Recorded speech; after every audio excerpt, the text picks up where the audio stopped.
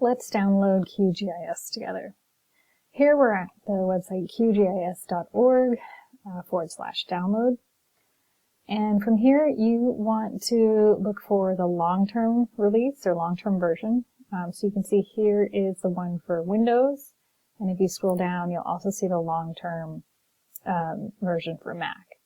If you are downloading, or if you're using this on a Mac, please check the tips for first launch.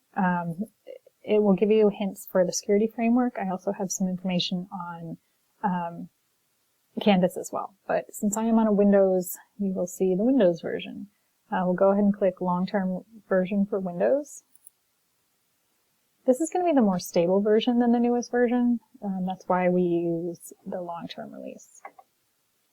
This will probably take a few minutes to download, depending on your internet connection. So you may want to get started on this and walk away and do something else for a couple minutes. Alright, so once it is downloaded, we'll go ahead and launch the download. And the setup wizard will start. You'll have to accept the license agreement, which you can read through.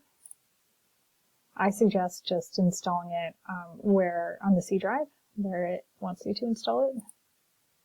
And then go ahead and click install, and again, this will take a couple minutes. Alright, when the download's complete, you'll get a button that says to finish, and I clicked finish, so when I wasn't recording, so I apologize there. But now we can search for QGIS, the desktop application. And it may take a moment to load, but from there we can see that we have installed QGIS successfully and can start on our work.